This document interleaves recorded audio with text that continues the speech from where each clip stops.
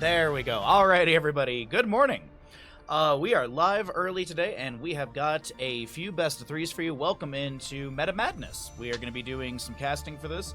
Looks like we're live. We got a delay. Ash Manta, good to see you. Thanks for going through all my commands, double checking that all those work.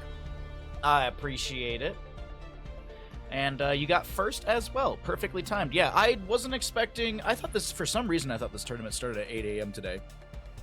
Maybe the times got updated on the Liquipedia recently, but either way, hey, we're here. We got the games going. I'm live. We are into Towers of Doom for map number 1. If you're wondering how we got here, the members of Heavy Hitters on the left-hand side are going to be winning the coin flip, opting for first pick priority, as that gives map pick priority over to the side of Akatsuki.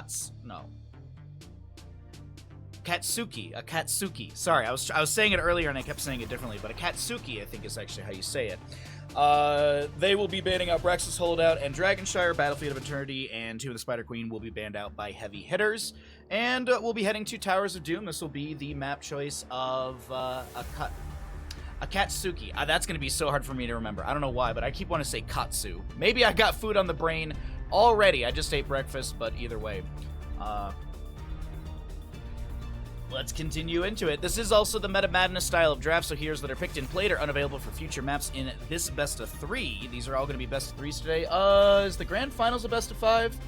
I don't know. It doesn't have the data for it. The best of 5, that'll happen. Oh no, that's upper bracket finals. Idiot. It doesn't say for the grand finals. It actually, I think everything is best of 3s. Let me see. Grand finals best of 5. All right, everything's best of 3s, and the grand finals tomorrow will be a best of 5. All right, cool. But we are here in the upper bracket round 1, and we'll have a first pick Anubarak. We're going to start out with a Lucio Joanna ban, as well as a Dahaka and Maev. Anubarak will kick things out for Towers of Doom. Great delay around the objective phasings. Cocoon is just a strong heroic to shut things down. We also could see a potential for Li Ming early on from Akatsuki, just to be able to disintegrate through the Cocoon. Potential, also Li Ming's poke around the objective is really, really strong. We'll get a Sylvanas, we'll get a Murden. It's a nice 1-2 start for the members of Akatsuki. Yeah, I think I'm getting it. My brain's warming up. Give me 1 second to restart my camera. Things are just being a little buggy, I think. We'll get ourselves a Rhaegar as well with the Anubarak, so big Ancestor healing. I don't think we're going to be leaning into a Bloodlust composition. But Rhaegar also has the Earthgrasp Totem, so you have that to lock down enemy heroes if you want to chase down post-level 16. As I mentioned, the Ancestral is really strong.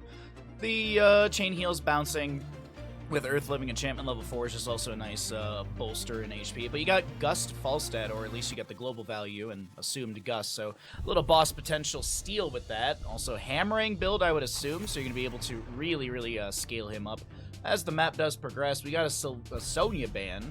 Don't want to deal with her in the solo lane. I'm curious what the solo lane matchups are going to be. We are kind of getting into this just first round, so it's kind of also testing the waters with some of these players, but it seems like Ultralisk will not be able to get a Kerrigan. A little target ban right there, but I do have to say the members of Akatsuki, I keep thinking I'm saying it wrong, Akatsuki have quite a stacked team here, and that's going to be a solo lane Yrel, fine for this map. I mean, Dahaka's already gone. Diva's sometimes an option you see, but I think this Yrel is going to be great for the Righteous Hammer bop into the Anubarak, because it looks like we're kind of seeing a dive composition being built on the side of Heavy Hitters. Like, I wouldn't be surprised if they went into something like a Greymane or something divey with the Anubarak as well.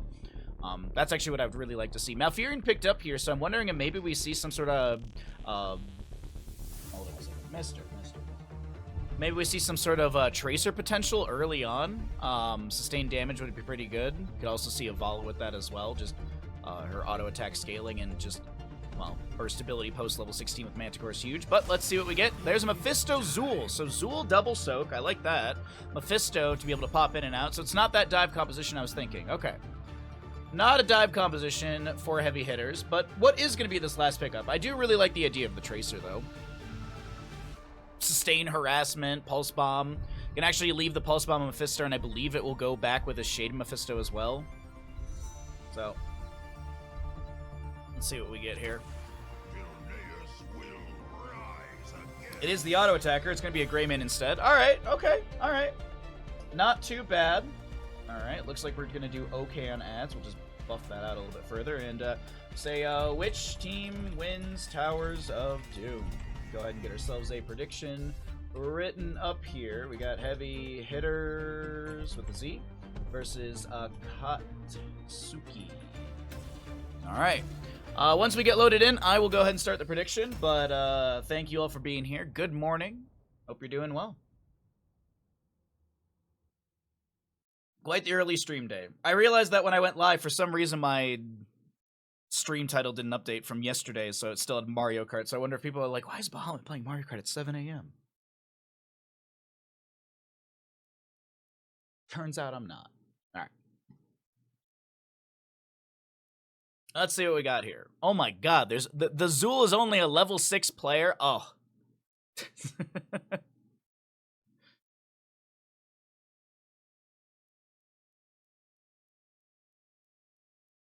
All right, first load into the day is always the longest, but Towers of Doom will be kicking things off here. Love Towers of Doom. Favorite map in and Heroes of Storm, honestly. Favorite to play, favorite to cast. All right, we got everybody into the game. Let's start on the left-hand side as we've got the members of Heavy Hitterz in the blue. K-Star playing Rhaegar. Ape with Azul. Zan to play a Mephisto. Got a little bit of screen tear there. Whoopsies. Sorry about that. Pina Colada playing Falstad. And Tez will be on that Anubarak.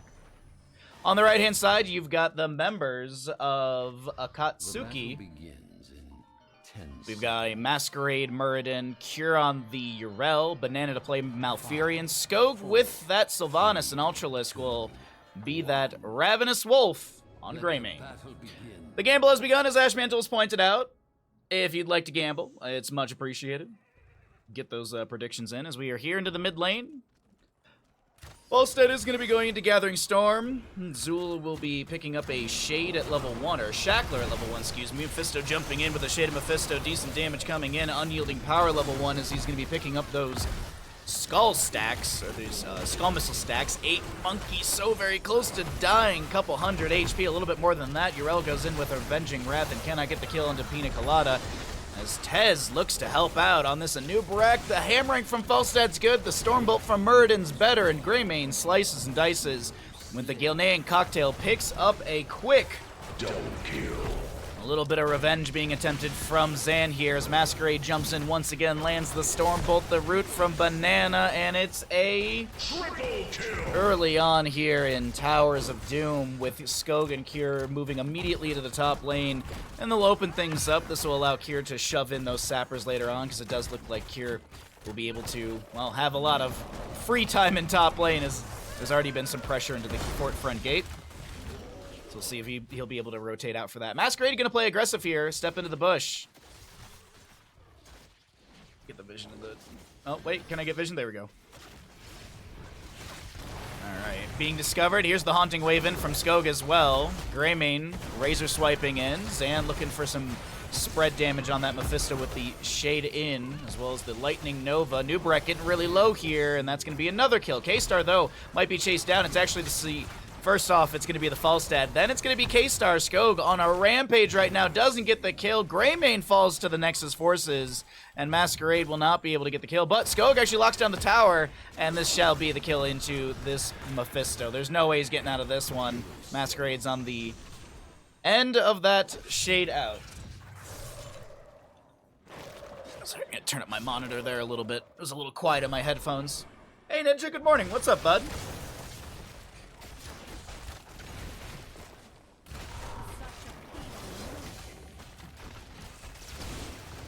Possession level 4 from Sylvanas, so she'll be able to steal away a minion or two here and there. Triple Altar Phase will be coming up first, as it's 1 to 6 in kills. And a Bone Prison onto Cure, but I don't think he really cares that much. Especially with Hand of Freedom. Righteous Hammer into 8 Monkey as Ultralisk is rotated up. The Inner Beast is active. The Gilnean Cocktail splashes. And just gets some damage. 8 Monkey forced 2. Tap the well right there.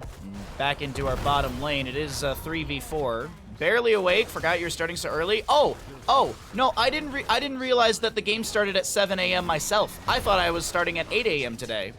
I swore I looked at the schedule when I was making my schedule, and it said game started at 8, and I was like, perfect. Nope, turns out they start at 7. Good thing I checked this morning.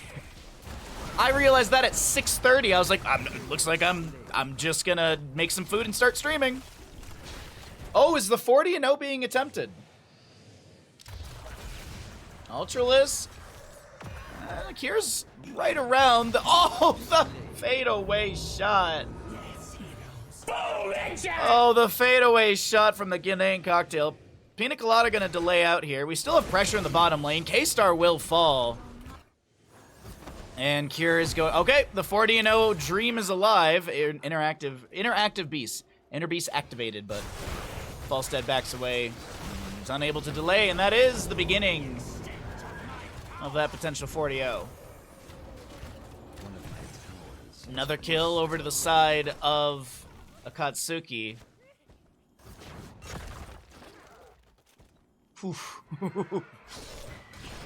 Uh-oh, a Nubrag might be caught out here. Skog is a little low. Get some heals from Banana. But no counter kill or anything like that. 10 Talontier is almost here for the side of our red team.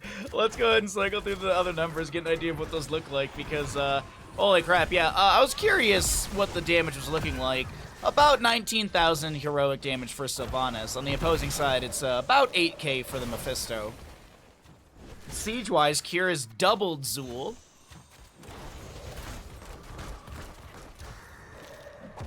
Let's see what those level 10s are going to be looking like if we get any sort of haymaker shenanigans. Sometimes when a team is this far ahead, they're like, oh, I'll just go for the, you know, the displation. Mind Control, Curse Bullet, and a Nubarak will take a nap from level 1 Malfurion. Masquerade jumps in. He has Avatar level 10. Doesn't pop it. Ardent Defender was the pickup for Urel, and holy crap, did all 6 go over the wall? I do believe so. Well then. That's rough. That's really rough.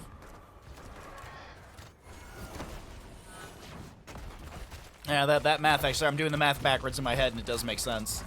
At least this early in the morning to me, man. We got some bad screen tears. I apologize, chat. Mind Control right into the face of Mephisto. The Black Arrows activated of Sylvanas keep the tower shut down as Muradin continues his rampage of damage, activates the Avatar. A Nubarak comes in for a potential CC train, but Masquerade will not fall.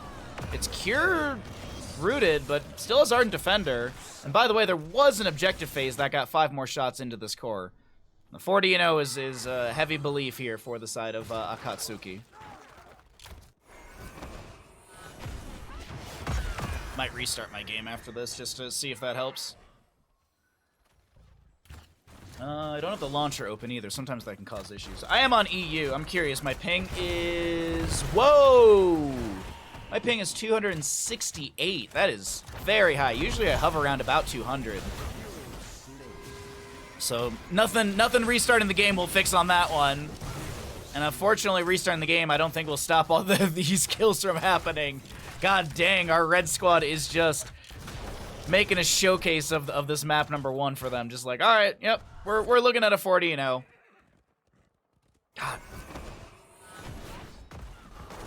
Might be Barrage starting soon. Mephisto will fall in bottom lane. Curse Bullet. Guinean Cocktail almost gets the kill into Falstad.